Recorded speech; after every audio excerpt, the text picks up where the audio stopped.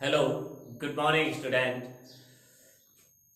मैं मनीष मालवीय अनवेरा online school classes में आप सभी का स्वागत करता हूं। हम पढ़ रहे थे क्लास 11 की एग्रीकल्चर के बारे में, जिसमें अपना लेसन चल रहा था, लेसन नंबर जो अपना चल रहा था पांचवा, जिसका सिंचाई एवं जल निकास। सिंचाई के बारे में अपन ने पढ़ लिया, फिर जल निकास के बारे में अपन पढ़ रहे थे। ठीक है, जल निकास के बारे में भी पढ़ा, फिर जल मांग को प्रभावित करने वाले कारकों को अपन ने शुरुआत की थी, जिसमें अपन ने फसल की प्रकृति पहला कारक पढ़ा था। अब अपन पढ़ते हैं दूसरा कारक, मृदा के बारे में। ठीक है,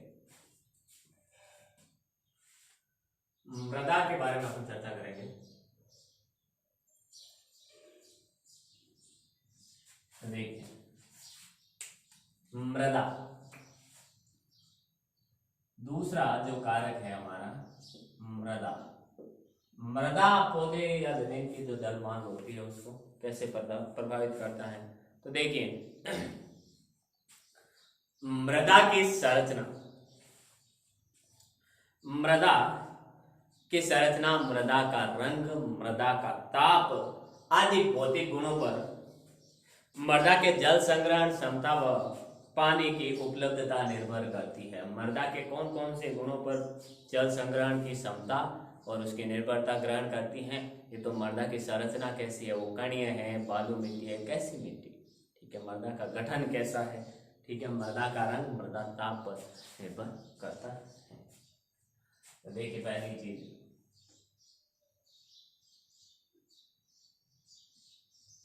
मृदा संरचना, मृदा रंग तथा मृदा ताप पर निर्भर, ताप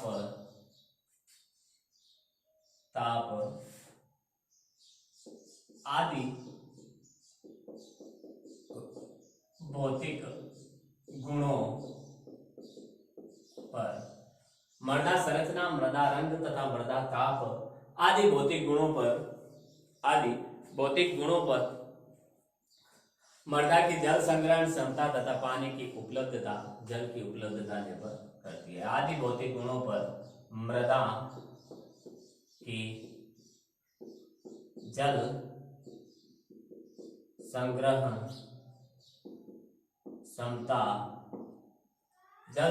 क्षमता, तथा पानी की उपलब्धता निर्भर करती है। पानी की उपलब्धता निर्भर करती है। ठीक है, आगे देखिए, उथली मृदाओं में गहरी मृदाओं की तुलना में जल्दी लेकिन कम सिंचाई की आवश्यकता होती है। कम सिंचाई के पानी की आवश्यकता, सिंचाई जल्दी करनी पड़ती है लेकिन पानी कम देना पड़ता है। सिंचाई दिन में 4 बार करनी पड़े लेकिन पानी कम देना पड़े। किन में? उथली मृदाओं में गहरी मृदाओं की तुलना में। तो उथली मृदाओं में गहरी मृदाओं की तुलना में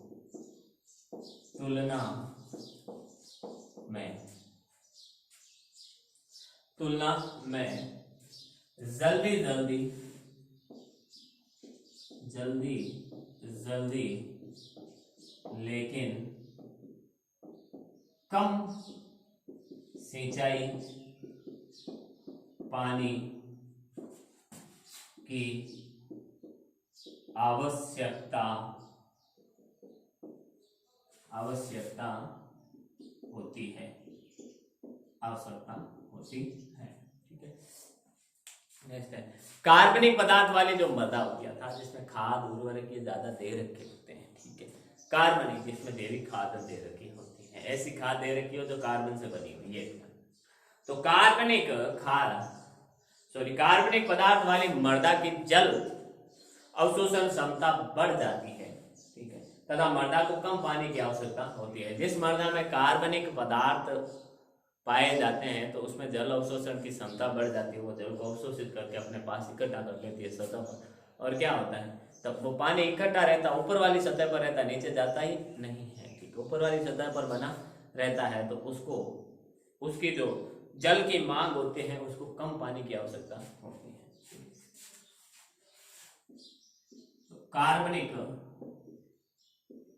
पदार्थ वाली मृदा की जल अवशोषण क्षमता, जल अवशोषण क्षमता बढ़ जाती है, अतः इन्हें कम पानी की आवश्यकता होती है। इन्हें क्या होती है? कम पानी की आवश्यकता होती है। अगला देखिए, कम पानी की आवश्यकता होती है। कम उर्वर मृदा को अधिक जल की आवश्यकता होती है। जो मृदा कम उर्वरक होती है, कम उपजाऊ होती है, उनको ज्यादा पानी देने की आवश्यकता होती है, क्योंकि वो बंजर की तरह होती है। सूखी हुई भूमि में अपन ले सकते हो, जहाँ सूखा होता है वहां तो पानी की आवश्यकता ज्यादा होती है। तो कम उर्वरक मृदा में कम उर्वर मृदा में कम उर्वर मृदा में अधिक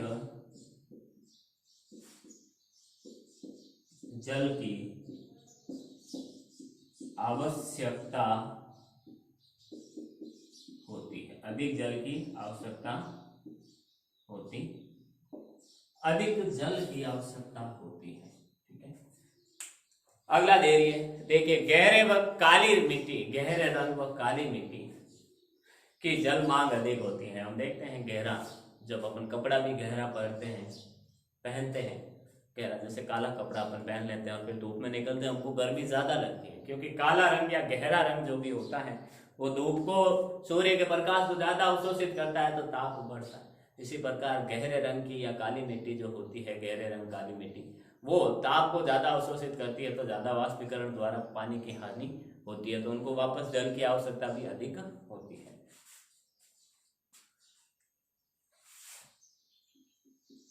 गहरे तथा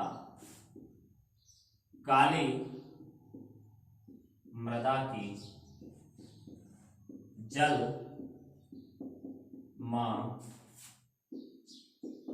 अधिक होती है। जल मांग अधिक होती है। जल मांग क्या होती है? अधिक होती है। जल मांग अधिक होती है।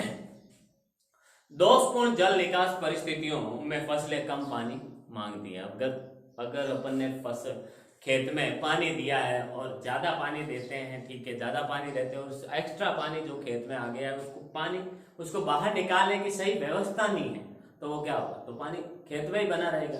तो ऐसा खेत जिसमें पानी लगातार बना रहता है उसको जल की आवश्यकता कम होती है, उससे उन फसलों को कम पानी मांगती है, कम पानी रहती। तो दोषपूर्ण जल निकास परिस्थितियों में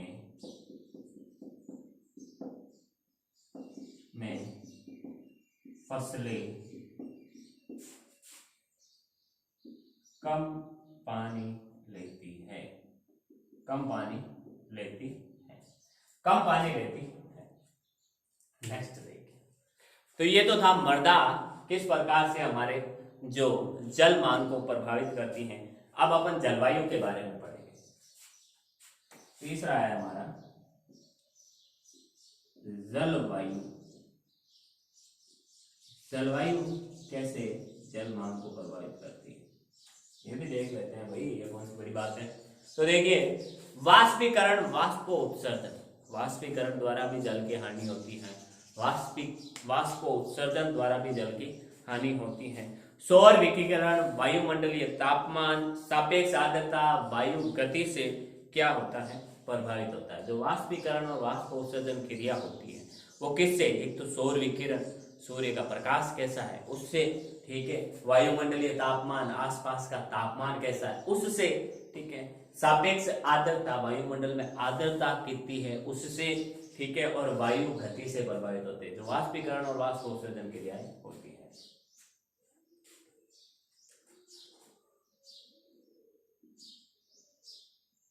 देखिए, वाष्पीकरण,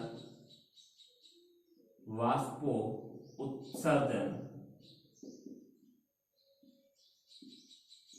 उत्सर्जन क्रियाएं, वाष्पीकरण वाष्प उत्सर्जन क्रियाएं सौर विकिरण, वायुमंडलीय, सौर विकिरण, सौर विकिरण, वायु मंडलीय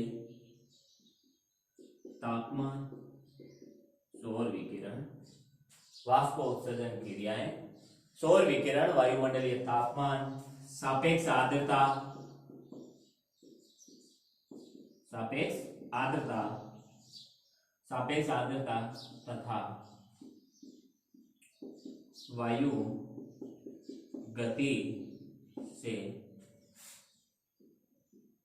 प्रभावित होती है, प्रभावित होती है, होती है प्रभावित। कौन कौन सी क्रियाएं प्रभावित होती है, वाष्प उत्सर्जन और वाष्पीकरण, ठीक है।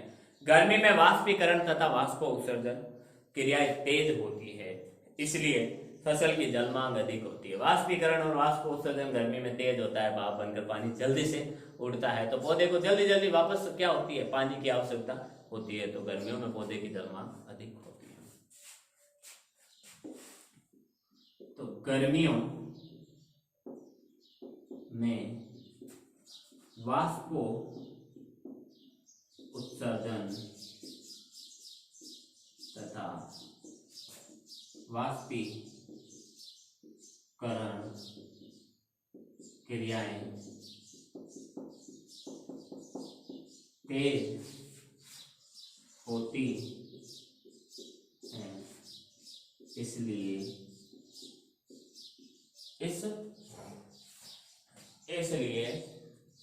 फसल की जल मांग अधिक होती है, इसलिए फसल की जल मांग गर्मियों में अधिक होती है, गर्मियों में अधिक होती है। तो इस आधार पर एक चीज अगर मैं पूछूं तो आप बता सकते हैं कि दिन के समय, ये तो गर्मियों की बात होगी, दिन के किस समय फसल की जल मांग, दिन में, रात में नहीं, हाँ दिन में बोल रहा हूँ, सिर्फ सुबह सूरज निकलने से शाम के सूर्यास्त होने तक, दिन के किस समय पौधे की जल मांग सर्वाधिक होती, किस समय होगी, बता सकता है? किस समय होगी? जिस समय वाष्प उत्सर्जन और वाष्पीकरण क्रियाएं तेज होगी। और वाष्प उत्सर्जन और वाष्पीकरण क्रियाएं कब तेज होगी? जब गर्मी बहुत तेज हो। और जब गर्मी दिन में कब तेज होती है? जब सूर्य का प्रकाश एकदम सीधा पड़ता है हम पर, और सीधा कब पड़ता है? 12, 1, 2 बजे के बीच, ठीक है। तो जो दोपहर का टाइम होता है 12, 1, 2, 3 बजे के बीच, तब पौधे को पानी की आवश्यकता ज्यादा होती है, ठीक है, जल मांग उनकी ज्यादा होती है। मध्यम व तेज हवा चलने पर मृदा सतह से वाष्पीकरण बढ़ने के कारण जल मांग बढ़ती है। मध्यम और तेज हवा चलती है, धीमी हवा चलती है, ठीक है, कोई फर्क नहीं पड़ता। लेकिन जब मध्यम और तेज हवा चलनी है तो वाष्पीकरण, तो मृदा सतह से वाष्पीकरण बढ़ने से क्या होता है? जल मांग बढ़ती है।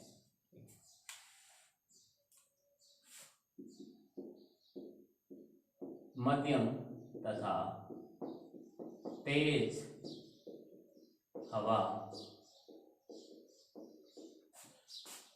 चलने पर मृदा सतह बढ़ने से जल मांग बढ़ती है। जल मांग क्या होती है? बढ़ती है। जल मांग बढ़ती है। फसल के वृद्धि काल में वर्षा होने पर फसल के जल मांग में कमी आती है। जब फसल वृद्धि कर रही हो उसमें बारिश हो जाती है तो क्या होता है, पानी, वर्षा का पानी जमीन में इकट्ठा हो जाता है, जल अवशोषण कर लिया जाता है मृदा द्वारा, तो तब वो बाहर से पानी कम मांगती है। ठीक है, तो फसल के वृद्धि काल में वर्षा होने से, फसल के वृद्धि काल में वर्षा होने से क्या होता है, फसल के वृद्धि काल में वर्षा होने से फसल की जल मांग में कमी आती, फसल की जल मांग में कमी आती है।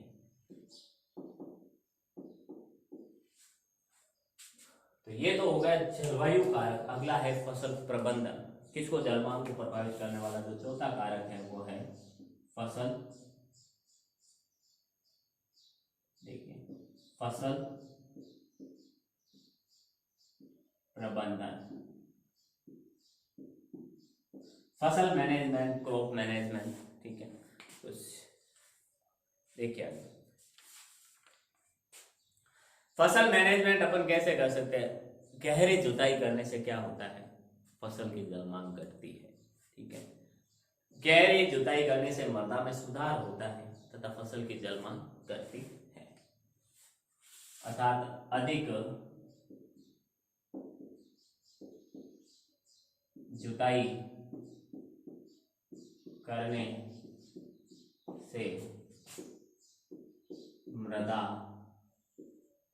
सुधार होता है तथा जल मांग घटती है। जल मांग घटती, जल की मांग क्या होती है, घटती है। प्रति इकाई क्षेत्र में पौधे की संख्या बढ़ने से जल मांग बढ़ेगी। अगर प्रति इकाई क्षेत्र में पौधे की संख्या बढ़ाएंगे तो जल मांग, ऑब्वियस सी बात है, पौधे ज्यादा होंगे तो पानी भी ज्यादा मांगेंगे। ठीक है, तो देखिए प्रति इकाई क्षेत्र में, प्रति इकाई क्षेत्र में पौधे की संख्या बढ़ने से जल मांग बढ़ती है। जल मांग क्या होती है, बढ़ती है। ठीक है, प्रति इकाई क्षेत्र में पौधे की संख्या बढ़ने से। ठीक है, बुआई वायु गति, देखिए बुआई जो अपन करते हैं, बीजों की जो बुआई करते हैं वो वायु गति के विरुद्ध कतारों में करने से क्या होता है, वाष्पोत्सर्जन कम हो जाने से जल मांग घटती है। बुआई अगर अपन वायु की गति, वायु इस तरीके से कर रही है तो अपन क्या करें, उनको इस तरीके से बोए, उसकी गति के विरुद्ध, गति इस तरफ करें तो उसके कतारों में इस तरफ बोए, कतारों में इस तरफ बोए, तो क्या होता है, उनके वाष्पोत्सर्जन कम होता है। और वाष्पोत्सर्जन कम होने से क्या होता है, पौधे की जल मांग घटती है। बुआई वायु गति से, बुआई वायु गति के विरुद्ध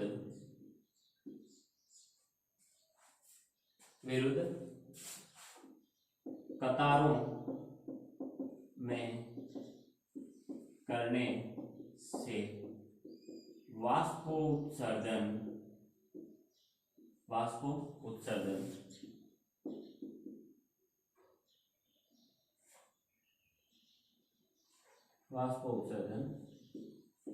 कम होने से जल मांग घटती है। जल की मांग घटती है। जल की मांग बढ़ती है। ठीक है, जल मांग बढ़ती है।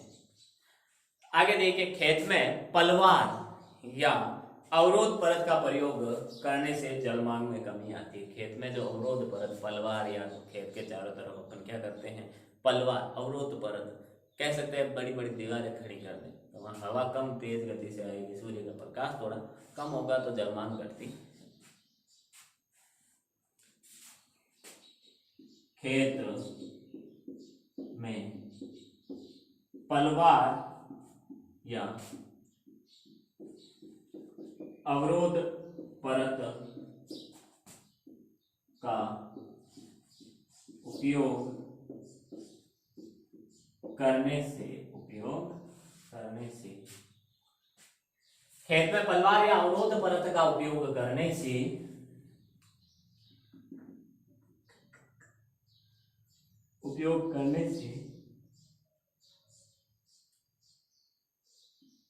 जल मांग में कमी आती है। जल मांग में क्या आती है, कमी आती है। अगला देखिए, प्रवाहित विधि की तुलना में क्यारी विधि में सिंचाई करने से क्या होता है, जल मांग कम होती है। ठीक है, प्रवाहित विधि की तुलना में क्यारी विधि से सिंचाई करने पर जल मांग कम होती है। जल मांग क्या होती है, कम होती है। तो देखिए, प्रवाहित विधि जैसे एक यहाँ से ये अपना पूरा खेत है, यहाँ से पाइप अपन ने छोड़ दिया है ट्यूबवेल से कहीं से पानी सिंचाई के लिए, और फिर वो धीरे धीरे बहता बहता बहता बहता बहता बहता चारों तरफ यहाँ तक पानी आ रहा है, लास्ट तक पानी आ रहा है। ठीक है, तो इसको कहते हैं प्रवाहित विधि। और एक क्यारी बना के कि भाई जगह जगह ब्लॉक बना के ऐसे चार चार होने के ब्लॉक बना दिए। ठीक है, तो क्या होता है, जैसे ये दो ब्लॉक अपन ने बना दिए हैं, तो यहाँ से अपन ने सिंचाई शुरू की, तो जब यहाँ से पानी जा रहा है तो इसको यहाँ से बंद कर दे, आगे वाले में जाता ही नहीं है। फिर इसको यहाँ से नाली को इधर इधर से खोल दे, ऊपर वाली नाली बना दे, उसमें पानी बह रहा खोल दे, ताकि धीरे धीरे ये पानी बहता है। ये क्यारी जब ये पूरी सिंचाई हो जाए तब इसको पूरा बंद कर दे, फिर इसको खोल दे। ठीक, तो ये बात होती है, ये बात होती है। ठीक है, तो इसको क्यारी विधि, प्रवाहित विधि की तुलना में क्यारी विधि से सिंचाई करना क्या होता है, लाभदायक होता है, जिससे जल की मांग कम होती है। ठीक है, आगे देखिए, फसलों पर विभिन्न कीटों व रोगों के प्रकोप के कारण पौधों की वृद्धि रुक जाती है और जल मांग बढ़ जाती है। ठीक है, फसलों पर विभिन्न रोगों, बीमारी व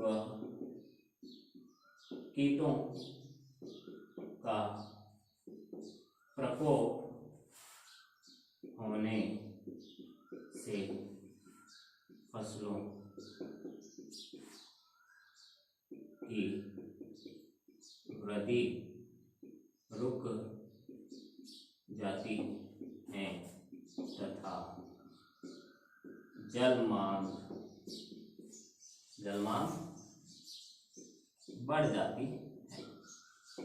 जल मांग बढ़ जाती है। ये था जल मांग को प्रभावित करने वाले कारकों के बारे में। अब अपन पढ़ते हैं दूसरा जो पार्ट है हमारा सिंचाई के बाद, जल निकास के बारे में। तो एक बार इसका स्क्रीनशॉट लें आप।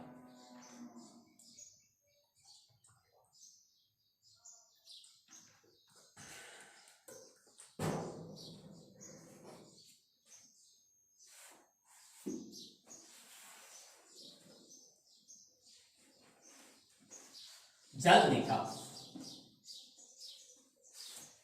अब आप लोगों के भी खेत होगा, हम खेतों में जल निकास कैसे करते हैं भाई?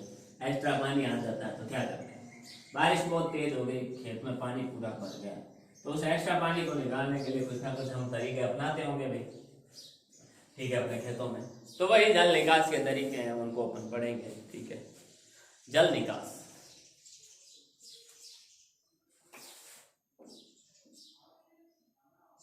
जल निकास क्या होता है? देखिए, मृदा में फालतू जल होने से रंध्रावकाशों में हवा की जगह पानी भर जाता है। अब ज्यादा पानी होने से क्या होता है, मृदा के अंदर जहां पर, अब मृदा के अंदर दो अवकाश पाए जाते हैं, कहीं पर तो पानी होता है और कहीं पर वायु होता है। ज्यादा पानी होने से उस हवा की जगह क्या भर जाता है, जहां पर हवा भरी होती है उन रंध्रों में पानी भर जाता है, जिससे वह हवा व जल का संतुलन बिगड़ जाता है। जिससे संतुलन बिगड़ जाता है, अतः खेत में अतिरिक्त जल निकास अति आवश्यक है। तो क्यों आवश्यक है जल निकास, वो देखते हैं सबसे पहले। ठीक है, मृदा में फालतू जल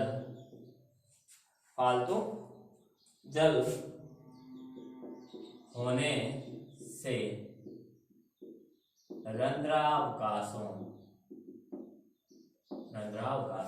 में पानी भर जाता है।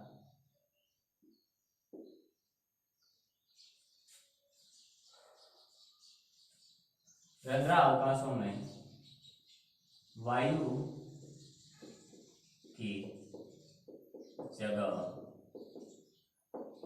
पानी भर जाता है, जिससे जल व वायु का मृदा में संतुलन बिगड़ जाता है।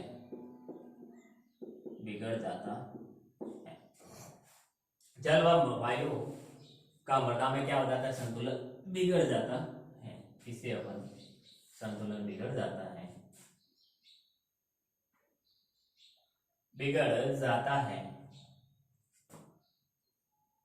इसलिए जल निकास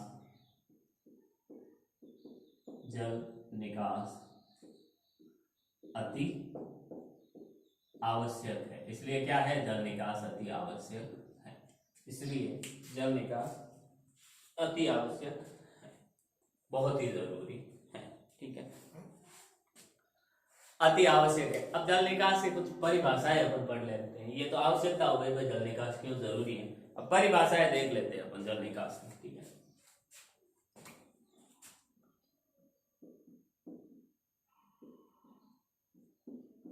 जल निकास की पहली परिभाषा, 2-3 परिभाषा है। ठीक है, पहली परिभाषा है, मृदा से अतिरिक्त पानी को कृत्रिम विधियों द्वारा बाहर निकालना की क्रिया को अपन जल निकास कहते हैं। मृदा से अतिरिक्त पानी को, मृदा से अतिरिक्त पानी को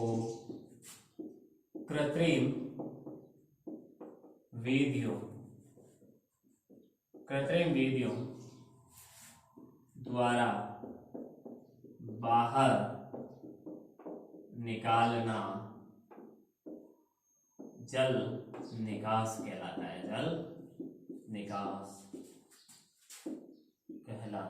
जल निकास कहलाता है। ठीक है, अथवा और क्या परिभाषा है इसकी, दूसरी परिभाषा है कि मृदा की सतह तथा सतह और सतह के जस्ट नीचे वाली जो सतह होती है में अनावश्यक जल को बाहर निकालना जल निकास कहलाता है। ठीक है, मृदा की सतह तथा अधो सतह से अनावश्यक जल को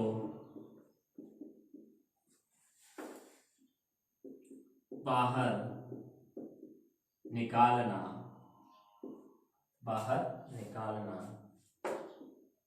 जल निकास कहलाता है। जल निकास कहलाता है। ठीक है, अथवा इसके अलावा एक आध परिभाषा और हो सकती है। पौधे की जल मांग अथवा पौधे की जल मांग व वायु संचार से अधिक जल की मात्रा, वायु संचार या वातन से अधिक जल की मात्रा को अतिरिक्त या अनावश्यक जल कहते हैं और उनको अपन बाहर निकालना जरूरी होता है। ठीक है, तो अगली परिभाषा है ये, नहीं इनकी परिभाषा हो गई। अब पौधे की जल मांग, पौधे की जल मांग व वायु संचार, व वायु संचार या वातन, वायु संचार या वातन से अधिक जल की मात्रा, से अधिक जल की मात्रा, से अधिक जल की मात्रा को अतिरिक्त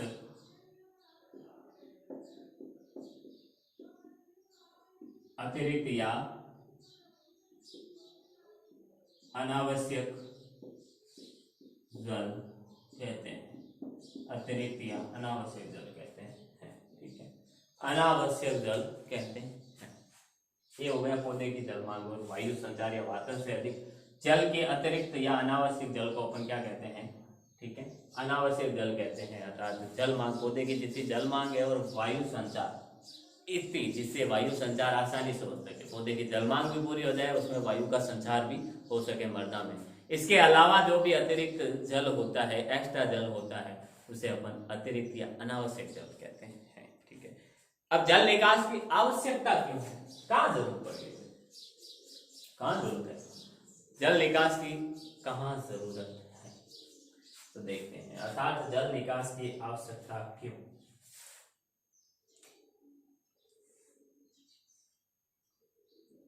ऐसे टॉपिक ही बना के लिख देते हैं। क्वेश्चन है, क्वेश्चन ही लिख देते हैं, जल निकास की आवश्यकता क्यों है? अर्थात अपन इसको क्वेश्चन को समझते हैं। क्वेश्चन को समझेंगे तो आंसर याद होगा। कैसे? देखिए, जल हम मानते हैं, जानते हैं अच्छे से कि भाई जल है वो पौधे के लिए जरूरी है। ठीक है, पौधे के लिए जल जरूरी है ना? हाँ भाई जरूरी है। ठीक है, तो फिर जो एक्स्ट्रा जल पड़ा है जमीन में, उसको बाहर क्यों निकाले भाई? वो पानी अगर पौधे के लिए आवश्यकता है तो कभी सिंचाई नहीं करेंगे अपन तो उस टाइम काम आ जाएगा। ठीक है, जैसे सुबह बारिश हुई, शाम को सिंचाई नहीं की, 2 दिन तक सिंचाई नहीं की, तब काम आ जाएगी। 4 दिन तक सिंचाई नहीं की, लेकिन वो एक्स्ट्रा जल फिर भी अपन उस पानी को, वो पानी इतना उपयोगी है, फिर भी अपन पानी को बाहर निकालते हैं अपने खेत से। ऐसा क्यों? ऐसा इसलिए, तो उसी की जल निकास की आवश्यकता क्यों होती है उसके बारे में अपन पढ़ेंगे। ठीक है, तो आवश्यकता क्यों है?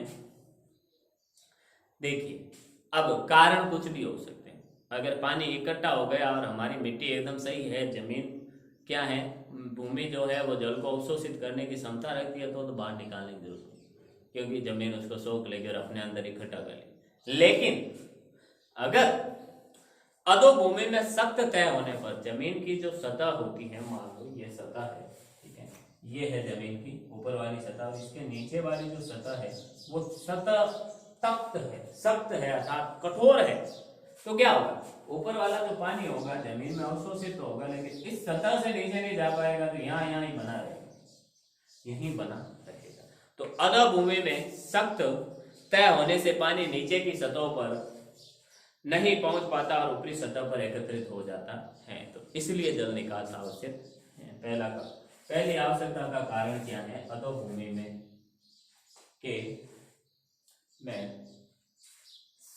सख्त तय होने से, अधोभूमि में, अधोभूमि में सख्त या अपन कह सकते हैं कठोर तय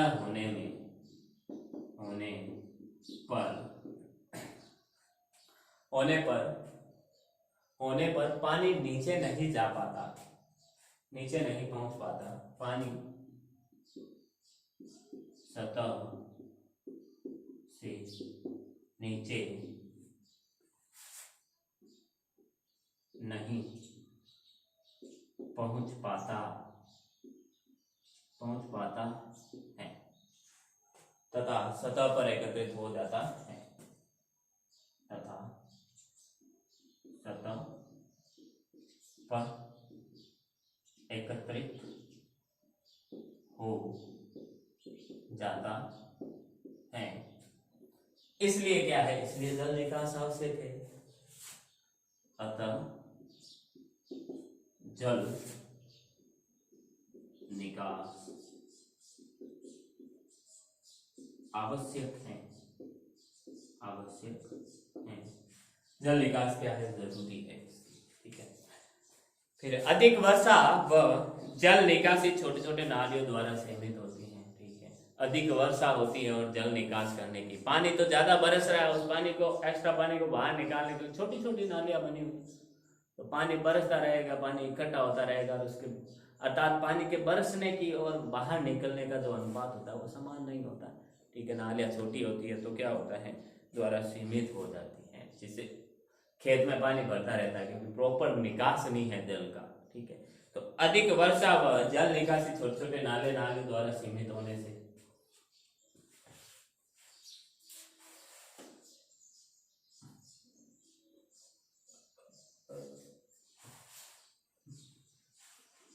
देखिए, अधिक वर्षा और जल निकास छोटे छोटे नालियों द्वारा सीमित होने से। ठीक है।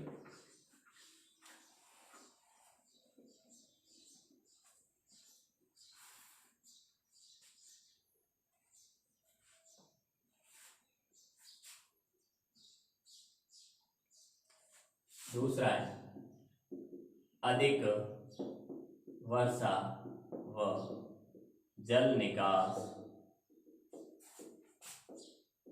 छोटे छोटे नालियों द्वारा सीमित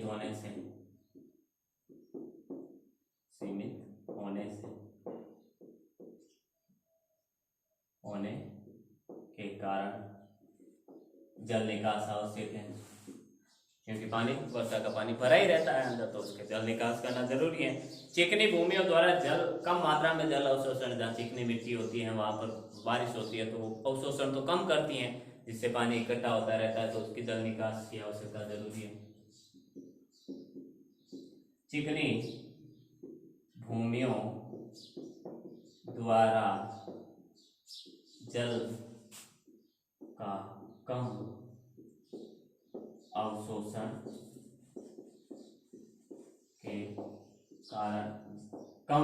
के कारण,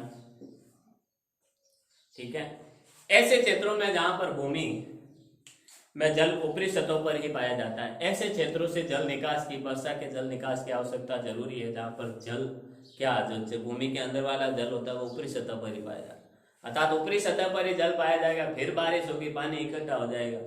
ठीक है। तो उसका जल निकास आवश्यक है, तो उन क्षेत्रों से बारिश का जल निकास आवश्यक है।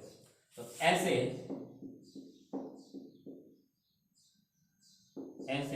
क्षेत्रों से जहां पर भूमिगत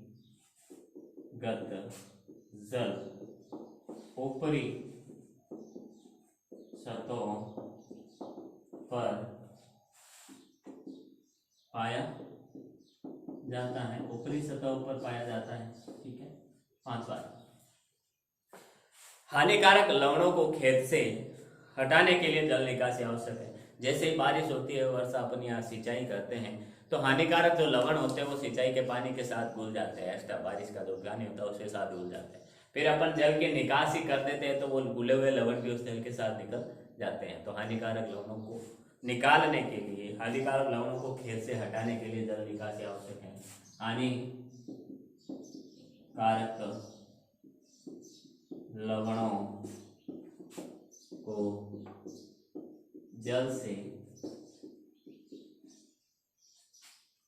खेत से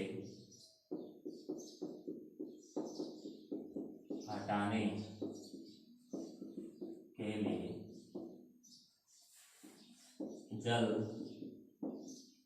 निकासी आवश्यक है। जल निकासी आवश्यक है। ठीक है। अब जल शरण प्रभावित भूमियों को बचाने के लिए जल आवश्यक है। जिनको जो मिट्टियां ऑलरेडी पहले से ही क्या है, भूमि से दलदली है, ठीक है, अर्थात जल से बहुत ज्यादा प्रभावित है, तो उनको बचाने के लिए क्या, जल शरण प्रभावित भूमियों को बचाने के लिए जल आवश्यक है। ठीक है। जो पहले से जल शरित है, अधिक जल होने से खराब हो चुकी है, वहां पर और पानी इकट्ठा हो जाएगा तो क्या होगा, उनको बचाने के लिए जल निकास आवश्यक है। तो जल शरण प्रभावित क्षेत्रों को बचाने के लिए जल निकास आवश्यक है। जल निकास आवश्यक है। जल निकास क्या होता है, आवश्यक होता है। समतल भूमियों में 8 से 10 घंटे पानी, समतल भूमियों पर, जो समतल भूमि होती है वहां पर 8 से 10 घंटे पानी के रहने पर 85 रहने पर प्रतिकूल प्रभावित होते हैं। देखिए, जो समतल भूमि होती है वहां पर 8 से 10 घंटे पानी इकट्ठा रहने से प्रतिकूल रूप से प्रभावित होने वाली फसलों को बचाने के लिए जल निकासी आवश्यक है। अर्थात कोई खेत है एकदम समतल जमीन पर, वहां पर फसलें बो रखी है, वहां पर ऐसी फसलें बो रखी है जो जल इकट्ठा होने से क्या होता है, जो जल इकट्ठा होने से प्रभावित होती हो, खराब होती हो, तो उन फसलों को बचाने के लिए जल की निकासी आवश्यक है। ठीक है। समतल भूमियों पर, समतल भूमि पर या समतल भूमियों में 8 से 10 घंटे 8 से 10 घंटे पानी रहने पर, पानी रहने पर 8 से 10 घंटे पानी रहने पर प्रतिकूल रूप से प्रभावित होने वाली फसलों को बचाने के लिए जल निकासी आवश्यक है। जल निकासी आवश्यक है। ठीक है। 8वां, वे भूमियां जहां से फालतू जल शीघ्र नहीं निकला जा सकता। ठीक है। ऐसी जमीन ने जहां से फालतू जल जल्दी से नहीं निकाला जा सकता, शीघ्रता से नहीं निकाला जा सकता, वहां से जल निकासी बहुत जरूरी है। ठीक है। ऐसी भूमियां जहां से फालतू जल शीघ्रता से नहीं निकाला जा सकता, वहां की जल निकासी बहुत जरूरी है। ठीक है। निचली समतल भूमियां, पहाड़ों के नीचे जो समतल भूमि होती है वहां से जल निकासी बहुत जरूरी है, क्योंकि पहाड़ों पर जो भी बारिश होती है वो बहकर आती कहाँ, समतल जमीन पर आ जाती है। तो वहां पर समतल भूमि पर भी बारिश होती है और पहाड़ों पर हुई बारिश का पानी भी समतल भूमि पर आ जाता है, तो एक्स्ट्रा पानी इकट्ठा हो जाता है। तो वहां से जल निकासी बहुत ही जरूरी है। ठीक है। देखिए, समतल भूमियों से, समतल भूमियों से जल निकासी आवश्यक है। और 10वां है तराई क्षेत्र की दलदली भूमि, जहां पर तराई होती रहती है, पानी बहता रहता है और दलदली भूमि हो, वहां से पानी निकलना। तराई क्षेत्र की दलदली भूमि, वहां से जल निकासी आवश्यक है। तो ये तो थी हमारे जल निकास की आवश्यकता क्यों होती है। एक बार स्क्रीनशॉट लें आप इसका।